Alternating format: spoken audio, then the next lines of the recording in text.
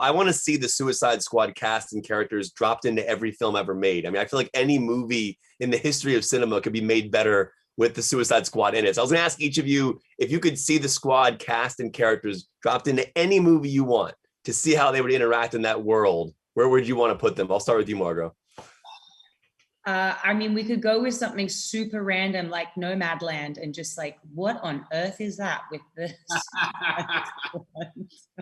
That's actually, I would love to see Frances McDormand interacting with the squad. That would be absolutely. You know what? Frances McDormand should just be an honorary squad member immediately because she is so freaking cool. Yeah. I agree with you. David, what about you?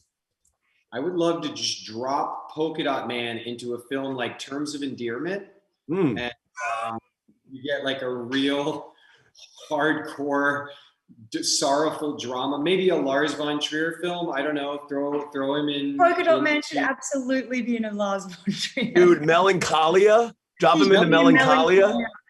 Oh my God, Polka Dot Man. Kind of go together. Where would you want to see them? I'll go to you, Jai, first. The Godfather 2. Ooh. What? Oh, I'm a Godfather 2 guy over Godfather 1, so I'm cool with that. What do you think they would do? I'm a Godfather 2 guy. They just have him icing all the dudes, you know what I mean? You don't need the likes of Luca Brasi when you got TDK. You know what I'm saying?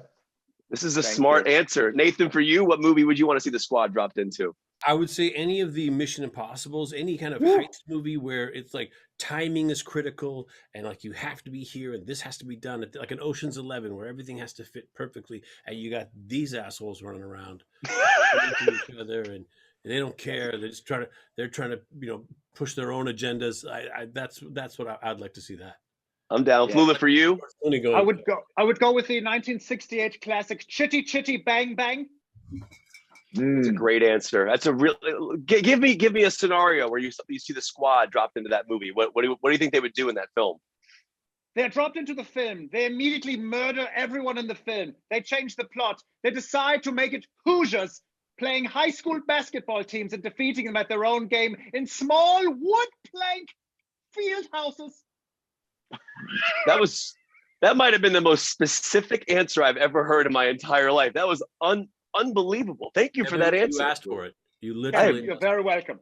Yeah. No, but I really appreciate the detail you gave to that. Wow, Bad News Bears. Oh, how would that go? I think Peacemaker as the coach of Bad News Bears would be like a muscular, tidy-whitey wearing Walter Matthau. Yeah. He would really just be such a poor, even a worse mentor for those kids. I think that would be a nice sports story. Someone please get that made. I mean, I would love to watch that. Joel, do you have a film you'd love to see the squad jump into? Oh, man, I don't know. It'd be fun to see them in a Star Wars movie. There was a moment in this movie that offended me a little bit, and I say that jokingly. My wife and I have personalized license plates. So nice. I'm a fan. Wow. I'm a fan of them. And there's a part where Harley says to Thinker, if you have a personalized plate, you're going to die. So I wanted to ask each of you, where are you at in terms of just personally? Are you a personalized license plate kind of person? Do you like them? Do you not like them? Jai? I think they're amusing, but I drive a car that one might be appropriate to put on. It's an old car, but I'm against. That's okay. Listen, I'm cool with that. Nathan, for you? Just because of the context, because I'm not looking for a lot of extra attention. I get a lot of attention at work and whatnot. I am not for the personalized plate, but I have had a frame around my plate that said my other car is a spaceship. And that was okay. That's pretty good. I mean, that's almost borderline personalized. Somebody would drive by and they'd see me, they go, hey, it's true. I feel like Flula, I know your answer, and it's going to surprise me if I don't. Well, I will tell you, I have one, and I always get the same one. Everyone has very deep ones, and mine is literally just poo-poo pee-pee, but it's a P-U-P-U-P-I-P-I. Yes, my wife and I both have personalized license plates. So there's a line in the film that was a little bit offensive towards myself. I thought they might cut home a little too closely. I know a lot of people with personalized license plates. Yeah, that's what I want to ask you both. Are you polarizing? Yeah, are you fans of them? I'll go to you, David, and then go to Margot first. Have you ever had one, or do you like them? Now, Kevin, you can't hold this against me. I mean, they have to be really, really, really, really good. good. 99% of the personalized license plates I've seen make me cringe, but I've seen some good ones. So I'm just gonna say no pressure, but if I see your car on the street and your personalized license plate sucks, I'll remember. You will be judged. Mine's a Breaking Bad name. Margot, have you ever had a personalized plate, and what do you think of them in general? I have not, but I agree with Dave. 90% of them I find extremely cringeworthy, but the really good ones, the really funny ones, I very much appreciate. And I also understand if it's like a subtle one, like it's a special number to someone or their initials, like whatever, this is absolutely acceptable. But unless you're going to have a really funny one or a clever one, don't do it. I may have a license plate that says PSS MKR, and I may have that. Yeah, that's right. That's right. So I did the best I could with the characters I had. I came out with Pissmaker, so I may have. Joel, for you, where are you on the personalized plate? I'm leaning against. I'm just trying to be one of the people. Just rolling with the flow. Margot, I talked to you for obviously for the first Suicide Squad film, and what you built with David Ayer was amazing. I mean, there's so much work went into what you built with Ayer there. And I obviously went on to Kathy Yan to do Birds of Prey, and now here. I'm curious what you still tapped into from your Ayer experience that you could pull into because your character in this film obviously has a ton going on. And I'm curious what you pulled from the Ayer experience that you could kind of like have here as well.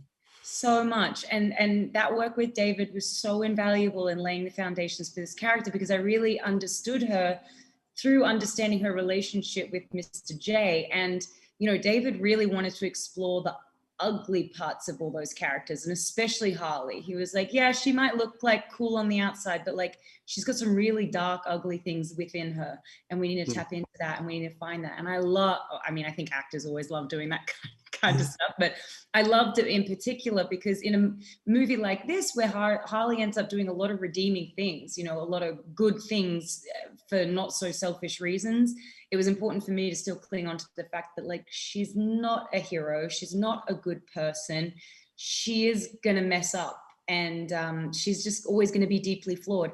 And I think if I hadn't done that work with David to begin with, I think it'd be tempting just to make her like, a bit of a goodie, and she's not. Yeah. Joel, I spoke with you obviously for the first Suicide Squad film, and one of I love David Ayer, and I really hope we eventually get to see his cut of the film. A two-part question: have you ever seen the Ayer cut? And two, what did you pull from what you built with Ayer that you could then have a through line here with Gunn? Well, I haven't seen the Ayer cut. I don't know if that was maybe the first cut of the film. We had an incredible process. I loved working with David as well. He had this super rigorous boot camp that we did. It was 5 weeks, and we were, in deep therapy with each other and like digging into our deepest, darkest secrets. And I think it was a big reason why we bonded so much on that first film. And so many of us are still like very close friends from that experience. The second Suicide Squad, or the James Gunn Suicide Squad, was a very different experience. It was, I think David is much more explorative on set, like figuring out the movie while he's shooting. And I think that can be difficult on such a big scale. Whereas James had, like, the script is made with surgical precision, and it gives, I think it actually gives you more freedom on set when you do that, because you know what you're going to do, and then you can improvise and play because the structure is so sound and agreed upon. So it was two very different creative processes that both had its benefits. I was just curious what you built with Ayer in that movie that you could then pull over to working with Gunn. I mean, I'm assuming you already had so much built in, I would imagine. Yeah, I mean, James is pretty great about just letting me inject that character into this. Look, I got to say, like, I was given a lot of licensing with Dave to kind of make that my own. None of these scripts were penned by an Australian. So there's certain little, things you throw into the dialogue there that give it a more authentic touch. And look, I don't think we were trying to reinvent anything. Harley, for instance, has a bit more of a journey to go on. So I think, I imagine Margot worked with James more on what they could kind of pull and then, you know, rearrange and redirect, and colors we'd see. With Boomerang, I mean, he's still the same sort of shitbag that we met a few years ago, just in a slightly different setting. And I don't think he's learnt much. He's still out for himself and still just trying to have a good time. I love looking through your career and kind of looking at the films you've made in terms of the aspect ratios you've used. You have IMAX here with a 190. You go to Guardians, you got 239. Slither and Super, I think, were 185. And I was just curious in terms of aspect ratios, what they do for you as a storyteller, and why you felt that this deserved the 190 in that large IMAX format.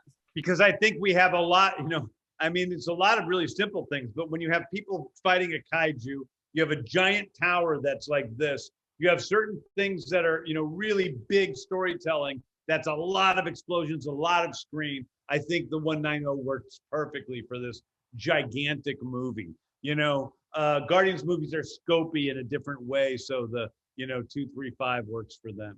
And I watch you on Twitter, and the support you've given to David Ayer over these years has been really amazing, because I think David Ayer is a phenomenal filmmaker, and I hope one day that we can see his cut. And you tweeted something the other day I thought was really interesting. You said that kind of what he went through in that process kind of helped pave the way for you to be able to make this movie. And I'm wondering if you could like elaborate on that, and have you seen his cut? And I mean, in terms of like, will you keep championing it to come out at some point? I haven't seen David's cut. We've talked a lot about it. We've talked, you know, he's told me exactly what happened with everything. And, you know, a lot of the people at the studio are different people than who were there when his movie was happening. But I do think that Warner Brothers they have traditionally been the studio that supports the director. Like that's 100% who they have always been. And so I think that has been sort of a glitch with some of that stuff that was happening in the overall history of Warner Brothers. And so, of course, they're sensitive to criticism, just like, you know, anybody would be. You know, it's a studio, but it's also made up of human beings who, in my experience, have been some of the best people I've worked with in this industry.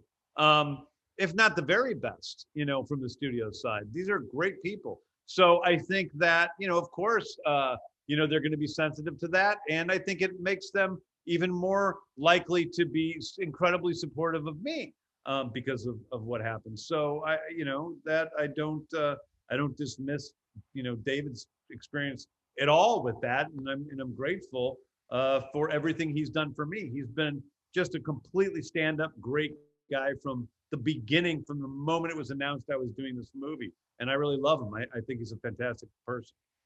Well, James, thank you very much.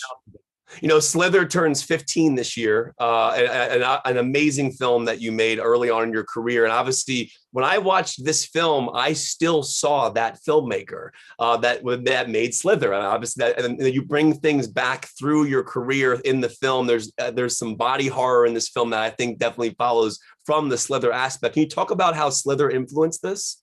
Well, I think that's, you know, Slither's a part of me. So this movie is also a part of me, and has a lot of mind control alien stuff, which is in this movie as well. But I do think that Suicide Squad really is, you know, putting all of my, you know, it's Guardians of the Galaxy, Volume 1, Volume 2, it's Super, a lot, and it's Slither. So it really has all of these things together, and it really is fully me with no holds barred whatsoever. In terms of from the horribly beautiful mind of James Gunn, I love when that comes up in the trailer. I wonder, does that come from you? Does that come from marketing? Like, and when you see that, like, is like, what do you think of that when you see that in the trailer? I love it. Personally, I love it. I'm just curious what you think of it. Oh, I'm flattered by it for sure. It does not come from me. That's a purely marketing thing. But yeah, I'm definitely flattered by it. I think it's a really nice thing to say. Yeah. And John, last thing for you, the tighty whitey scene, just filming that scene in general on set, did you have to do that multiple days? I mean, how did that even come about? Was it always originally that in the script? Because that was probably one of the funniest things I've ever seen. It made me laugh so freaking hard, man. No, that was totally in the script from the first time I read it. And it took about, you know, half a day, six working hours to shoot. And I was just kicking it in my tighty whities. I mean, they try to give you a robe, but like, hey, you're already out there. It's a great way to like build self-worth and remind yourself that like, hey, just bring this out to the world and know that you're going to be okay. So it was actually therapeutic for me. Yeah, but it was like you're bringing out like a baby into the world. It was like a mini John, really. I also, James and I had talked about the visual effects budget it was going to take to enhance certain parts of my anatomy, and I'm very grateful. Right. So I'm the idiot though. You know, I read the script and I'm like, okay, I'm calling James. I'm like, okay, you know, so I'll probably take my shirt off in this movie. It's probably, you know, I was having a real McConaughey moment for myself. You know, I'm like training and just eating protein, and then somewhere along the line, I realized like, no, wait. So John is taking his shirt off and taking all of his clothes off 2 scenes later. And I was like, this is a terrible mistake. This is such a waste of time. I could have just been eating whatever because nobody would care about me taking the shirt off anyway. Yeah, huge mistake. One of the biggest mistakes of my professional career. Well, that scene was classic. Congratulations to both of you guys. And John, thank you as always for your positive tweets. Now I'm going to think about them in the terms of you tweeting them in your tidy whities now from now on. Because it's redefine a support system. And by that, I mean tidy whities and their appropriateness. Thank you, John. Joel, congratulations to you both, guys. Thank you so much for your time today. Thanks so much, Kevin. Well, I want to say congratulations to you both. They're giving me the wrap. And Margot, I don't know if you've read Once Upon a Time in Hollywood, the book yet, but the book is an absolute amazing book. If you haven't picked it up yet, I know you're dying to read it. I am so excited to read it. I'm in a bit of a different headspace right now for a character I'm playing, but the minute this movie is wrapped, I'm reading it. It's amazing. Well, congratulations to you both. You should both be very proud of your work and great to see you both. I hope you're staying safe, and I'll see you on the next film. Thank you, Kevin. Well, congratulations to all three of you guys. The IMAX footage in this was amazing. The score was absolutely fantastic. Amazing soundtrack. Yeah, congrats to you guys so much for the time today. We're super proud of it. You should be very proud of all the work you did, guys. Thanks, guys. Thanks, Kevin. Cheers, brother.